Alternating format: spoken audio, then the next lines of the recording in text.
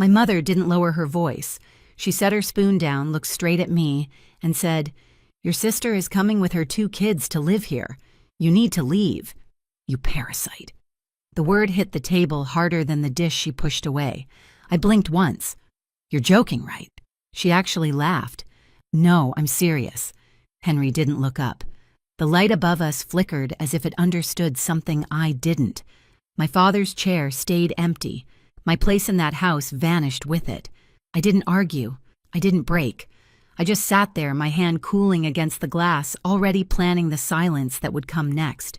The first time I understood what place meant in my family, I was 9. Ivy spilled a pitcher of juice across the living room carpet, a bright stain blooming into the fibers, and before the liquid even stopped spreading, my mother's voice cut through the air. "Elena, get towels." Ivy stood behind her dry and clean fingers tucked behind her back. I cleaned until my arms ached. No one said thank you. That was the pattern my labor her innocence. It didn't bother me at first. Kids don't name their roles. They just live inside them. But the years sharpened the edges. Ivy grew into the girl who wandered, collected crises returned only when applause or comfort awaited her. I became the one who stayed quiet, steady, useful. The daughter who filled in the gaps so others never had to notice them. When my father got sick, the pattern hardened. I learned how to heat soup without waking him, how to fold laundry in the dim hallway so the machine didn't disturb his rest. Ivy called sometimes, promising visits that rarely became real. When he died, she arrived just long enough to cry into our mother's shoulder and leave again before the casserole dishes cooled. I stayed. Not out of duty, though that word followed me, but because silence had already shaped itself around my days. My mother drifted through the house like a loose thread, fragile in ways she wouldn't speak aloud, and I filled the spaces beside her. I drove her to appointments, handled bills, cooked meals, sorted medications. I told myself it was temporary, that grief needed scaffolding. Months turned into 3 years. In that time, the house grew smaller around us. The yellow kitchen light always hummed faintly, the one above the sink flickering most evenings. The wooden cabinet door never closed quite right since the hinge came loose. I fixed the mundane things without being asked the kind of maintenance no one sees until it stops happening. My mother noticed only when Ivy called. Those were the rare nights when the old phone rang in a burst and her voice brightened in a way it never did for me. She would close her bedroom door, and I would hear the soft rhythm of her laughter in the hallway. Afterward, she returned lighter, restless, almost moving items around the house, as if preparing for a visit she never confirmed. Once I found my childhood photo albums stacked in the garage, their pages slightly warped from the cold. She didn't remember putting them there. Still, I told myself I was imagining things. Families bend under grief. They reshape themselves unevenly. My job was to help steady the weight. What I remember most from those years isn't the exhaustion. It's the quiet moments, the 2 of us eating soup at the kitchen counter, with only half the lights on the ones we kept dim, because bright light made her headaches worse. She used to rest her hand on the table as if testing the room's temperature. Those evenings felt almost like peace. But patterns don't break by themselves. They simply deepen. When I came home early one afternoon and found her sorting through my dresser, folding my clothes into neat stacks as if preparing them for somewhere else, I didn't ask why. She didn't offer a reason. The room smelled faintly of detergent and cold air. She looked at the empty space she'd made in the drawer, not at me. That was the day I would later think I learned my place was never really mine. It happened on a Wednesday evening, the kind of quiet night when the house usually settled into its familiar hum. I'd just come home from work, my tote still over my shoulder, the cold air clinging to my sleeves. My mother was standing at the counter with 2 mugs, steam curling between us. For a moment, I thought she'd waited for me. Then she spoke. "Ivy called," she said almost offhand. "She's moving back. She and the kids need a stable place." Her voice was calm, almost rehearsed. I set my keys down. The metal clicked against the tile. "Okay," I said slowly, waiting for the rest of the sentence. Something about rearranging rooms, making space. Something reasonable. But she didn't look at me when she continued. "She'll take your room." The words landed neatly without emphasis, like a small administrative note she'd forgotten to mention earlier. I felt the familiar pull of silence settle in my chest. I'm still living here, I said. Not loud, just factual. My mother finally turned toward me. Her expression didn't shift. You're 33, Elena. It's time you started your own life. Ivy can't manage 2 kids alone. They need this house more than you do. There was no malice in her tone, just the easy certainty of someone stating a rule she assumed I already knew. But something inside me tilted as if part of the floor had quietly lowered. You're joking, right? I heard myself say. The words came out softer than I intended, almost a breath. She laughed. Not cruelly, not loudly, just dismissively. No, I'm serious. The mug in her hand clinked lightly against the counter, a sound too sharp for the quiet room. Henry walked in from the hallway, then glancing between us before nodding at her decision, as if it had been his all along. No one looked at my face.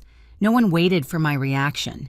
In that instant, the years folded into themselves, the phone calls behind closed doors, the shifting of my belongings, the brochures left out on the table, the quiet sorting of drawers. None of it accidental, all of it pointing here. I stood still, my hand flat against the cool counter, breathing once to steady the weight in my ribs. I see, was all I said. And that was when the part of me that had spent a lifetime accommodating finally stopped moving. I didn't pack that night. I didn't slam doors or demand explanations. I did what I'd always done in this house, moved quietly, listened to the sounds between the sounds. The hum of the heater, the faint clicking from the hallway light. My mother rinsing her mug as if the conversation we'd just had left no trace. I sat at the kitchen table long after she went upstairs.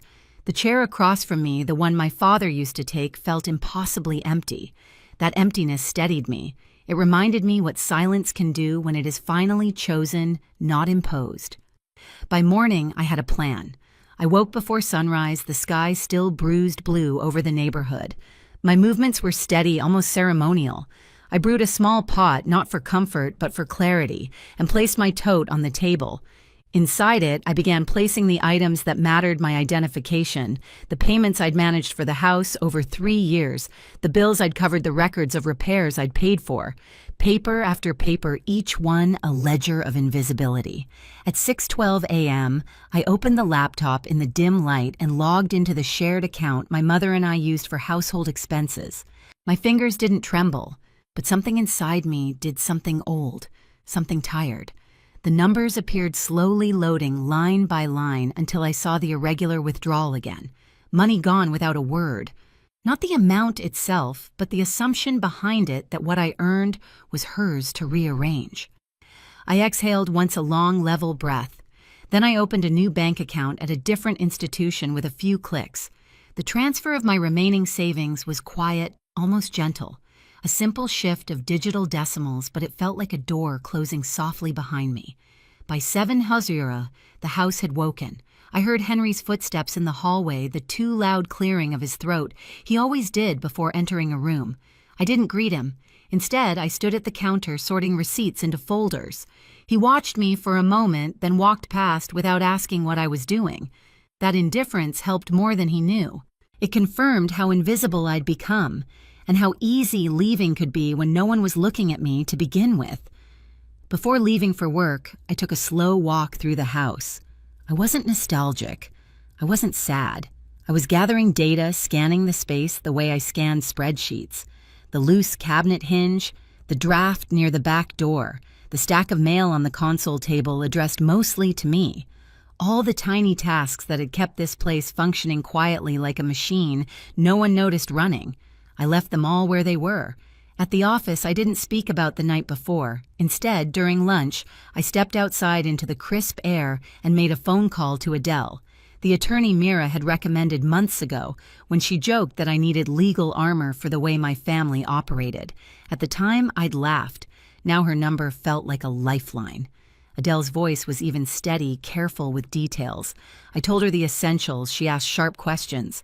I answered each one, hearing myself become more precise with every sentence. "You've contributed significantly to the household," she said. "Document everything, keep records accessible. And Elena, do not leave without formal notice unless it's by your choice and on your terms." "My choice," I repeated, letting the words settle somewhere deep. By the time I returned to my desk, the plan had shape. That evening, I began packing, not in boxes, but in exits. I moved slowly, methodically, the way one might fold away a winter coat. I started with the essential things, stored in plain sight, closed books, the folder of payments. I didn't disturb the room enough for anyone to notice. Every item placed into my tote or suitcase was chosen with intent, leaving no trace that I'd already begun leaving. Later that night, while my mother and Henry watched television in the living room, I walked past them, quietly, keys in hand. Working late, my mother asked without looking away from the screen. Yes, I said. It wasn't a lie. I was working on the part of my life she no longer got to edit. I drove to Mira's apartment, where she waited with her usual dry humor and 2 storage bins she insisted I borrow. You're not running, she told me. You're reclaiming. The words didn't comfort me, they clarified me. Over the next 3 days, I built a private architecture of departure. During lunch breaks, I toured small apartments across Seattle's quieter neighborhoods, each one a blank space free from inherited expectations. On Friday, I signed a lease on a 1-bedroom with wide windows and a view of trees rather than people. The simplicity felt like oxygen. I scheduled a locksmith for Saturday morning. I told no one. Each night, the house continued on as if nothing had shifted. My mother chatted about Ivy's upcoming arrival, about paint colors, and where the children's beds would go. Henry made comments about how these transitions are healthy. I listened without responding, sipping water at the table, letting their plans drift around me like distant weather. They didn't notice the way I studied them, the way someone studies a place they're preparing to leave. I observed the rhythms of their conversations, the pauses, the small power plays, my mother insisting on a certain brand of cereal, Henry adjusting the thermostat without asking. These small dominances had once irritated me. Now they educated me. They showed me exactly how much of my life had been lived in someone else's frame. On Friday night, the house was unusually still. My mother had gone to bed early. Henry watched TV with the volume low. I stood at the foot of the stairs for a long minute, one hand on the rail. This had been my home for years. It had held my exhaustion, my caretaking, my quiet hopes that effort led to belonging. But belonging had never been part of the agreement. Only usefulness. I went upstairs, packed the last tote, zipped it calmly, then placed it beside the door. No theatrics, no declarations, just completion. At dawn the next morning, the sky still pale. My mother left to pick up Ivy and the kids from the airport. I watched her car pull out of the driveway from my bedroom window, the brake lights blinking once before disappearing. When the street fell silent again, I exhaled. The house was finally mine to leave properly, and the first step of that departure was simple. I opened the front door, let the cold air fill the hallway, and waited for the locksmith to arrive. Tony the locksmith arrived exactly on time. The cold morning light caught the metal tools on his belt, each one glinting like a quiet decision. He didn't ask many questions, just confirmed the doors to be changed, nodded once, and set to work. The old locks came off with a dull scrape, a sound that felt like lifting wallpaper from a house you no longer live in. By the time he finished, the sun had pushed itself over the street, warming the driveway in thin stripes. He handed me the new keys. The weight of them was clean, decisive. All secure now, he said. Good, I replied, and it was. Jonah arrived minutes later with his pickup. We loaded the last pieces of my life, my father's bookshelf, 2 suitcases, the tote, with the documents into the truck bed. No rush, no panic, just movement steady and final. When we were done, I stood for a moment in the doorway, looking at the house the way one studies a stranger across a room. Familiar outlines, no warmth. We drove to my new apartment. The walls were blank, the air still, the windows catching soft winter light. We set the furniture down. Mira arrived with groceries and a lamp. For the first time in years, my space felt like a space meant for me. That peace lasted exactly 9 minutes. My phone lit up on the counter. First vibration, then another, then an entire burst. Mom calling, Mom calling, Mom calling. Then a text, "Why aren't you opening the door? The key isn't working. What did you do?" Another call, then a third. I didn't answer. The apartment's quiet absorbed the noise like it was protecting me. When I finally drove back to the house, I parked across the street. Their suitcases were piled on the porch. Ivy was pacing her kids, sitting on the steps, shivering. Henry kept trying the handle, jiggling it harder every time. My mother's voice rose in short, frantic bursts. Panic had pulled all elegance from her posture. When she saw me, walking up, the relief in her eyes lasted only a second before anger overtook it. "Elena, open this door. Now." I stopped at the bottom of the steps. "It's no longer my responsibility." "What does that mean?" Ivy snapped, crossing her arms as if the scene on the porch were somehow my fault. I held up the folder: payments, bills, contributions, every record of the years I'd kept the house running while they were absent. "This outlines everything I've managed and everything I'm owed. You'll find a written notice inside. I'm no longer living here, and I'm no longer maintaining anything. You can't just change the locks," Henry barked. "I can," I said simply. And I did. My mother's face crumpled, not with grief, but with the realization that the ground beneath her certainty had shifted. She looked at the kids, then at Ivy, then back at me, as if trying to locate the version of me who used to apologize before she even knew what she'd done wrong. She always does what I tell her, she whispered to herself, not to me. She always, not anymore. I placed the folder on the porch railing and stepped back. Their voices rose behind me, overlapping, demanding clarity, demanding control. But the locks were already changed, the decision already made. And the silence that followed me to my car was the first silence in years that belonged entirely to me. The first morning in my new apartment felt unreal, as if the air itself had been rewritten. Light spread across the hardwood floor in long, uninterrupted stripes. No footsteps overhead, no cabinet doors slamming, no voice calling my name from the bottom of the stairs. Just stillness, clean, whole mine. I made coffee without rushing. The mug warmed my hands, and the quiet settled around me like a room finally exhaling. My father's bookshelf stood near the window, the grain of the wood catching a pale shimmer. For years it had been wedged between storage bins and forgotten coats at the old house. Here it looked like it had been waiting. I walked toward it, letting my fingers rest on the edge. The grooves were familiar, holding the shape of a life that once felt steady. In the kitchen, the kettle clicked as it cooled. Outside, the city moved at a distance, soft, muted, respectful. The documents I'd handed over yesterday were now filed neatly in a drawer. The new keys hung on a hook by the door. Each item appeared small on its own, but together they formed a quiet truth. The chaos I'd been carrying wasn't mine to carry anymore.